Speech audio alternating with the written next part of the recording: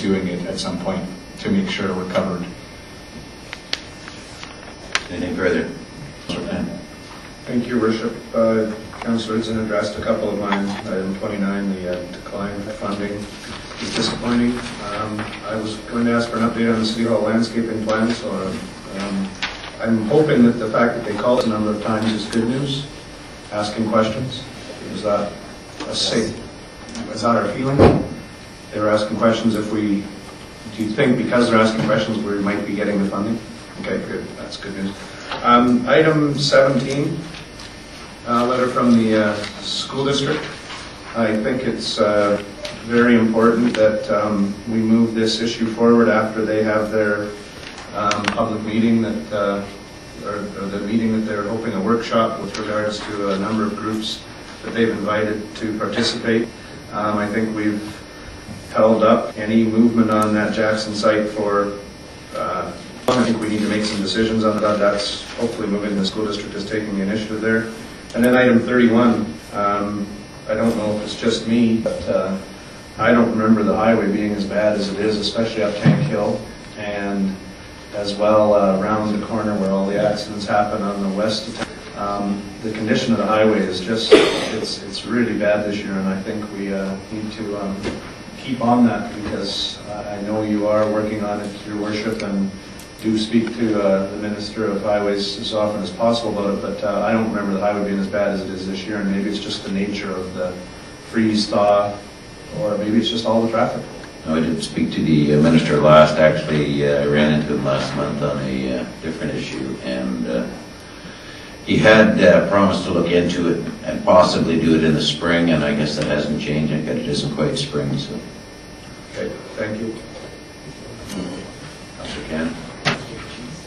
I just wanted to go back to item number 16. Councillor Eliason and myself met with two that were on the art selection committee with us in regards to their idea of putting in Labyrinth in the planning of the landscaping. And they had some really great ideas, and we looked at some different plans and stuff. So I think that's something that I would like to see us investigate a bit further, because I think it was a really unique idea. And when we were involved with the art selection committee, our plan was to not spend all our money, which we didn't, and we wanted to use what we had not spent in the landscaping, some kind of art outdoors to incorporate with our landscaping. So I just wanted to let everyone know that.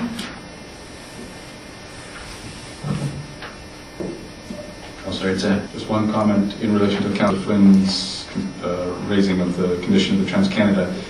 When we met with the Minister during UBCM, I seem to remember him saying that he didn't think it was so bad this last year when he drove through during, I think it was July or April. If you happen to run into him again, you want to suggest you actually take a road trip through this time of year.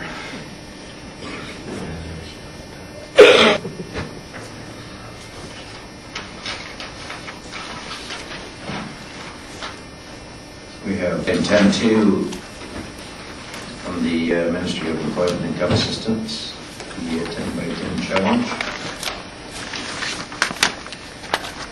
And that is a program to increase employment for people with disabilities.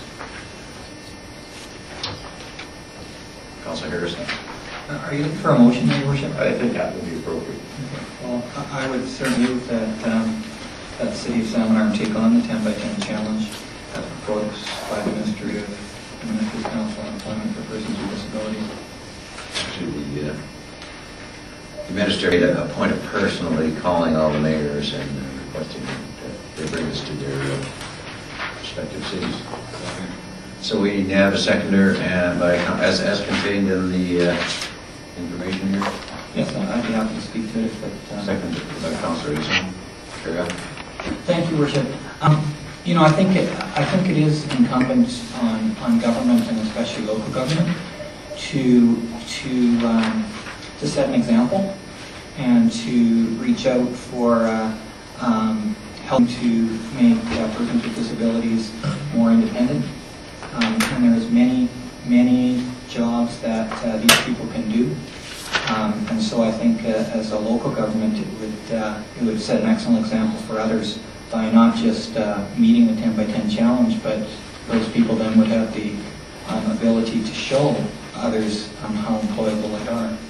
So I hope that council will support it. Councillor Etienne. Yes, I also speak in support of it. At UBCM in the fall, I attended Mr. Richmond's presentation on the 10 by 10 challenge and heard a number of the speakers in various communities, including Kamloops, where they've gone to a great extent to support this program.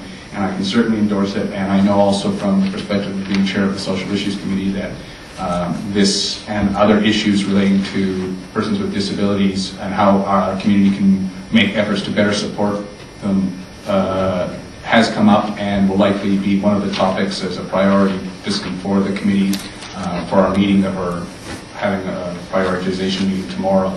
So certainly, again, I can speak strongly in favor of it, and I certainly encourage, should you ever, any of you get to see the presentation on the 10 by 10 challenge in the future, to look into it. Councillor Cannon. I do totally support this. I think it's a totally group of people that in this time when employees are hard to find, I think it's something that we should support. And there's a lot of disabled people in our community alone. And I think as a city we should support it as well, possibly in our workforce, the city of Salmon Arm. Thank you. All in favor? That motion is carried. And next we have a letter from Dr. Hamish Wang. And also I believe you have on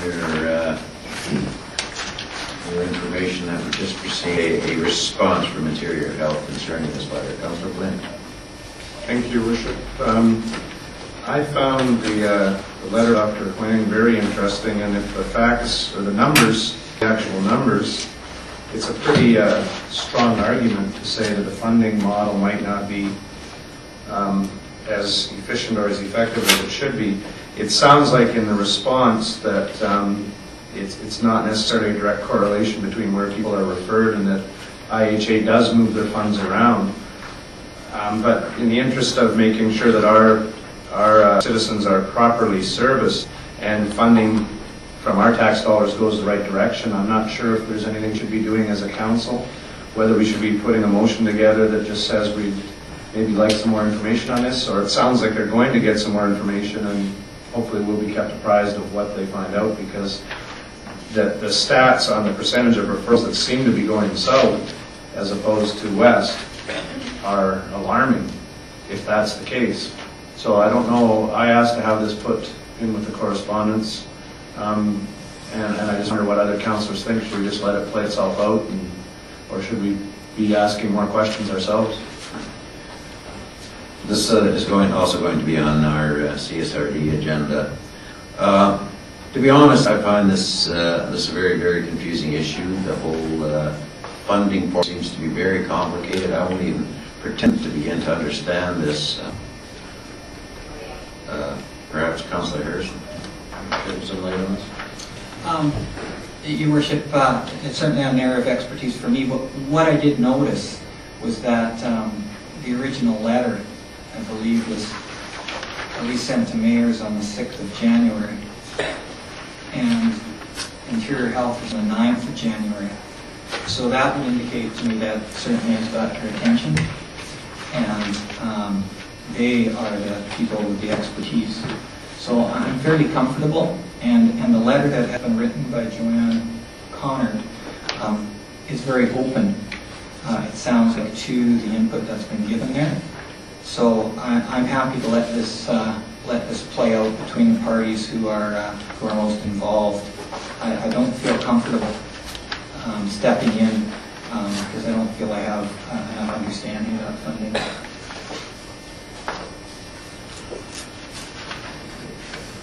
Looks like we're going to go on.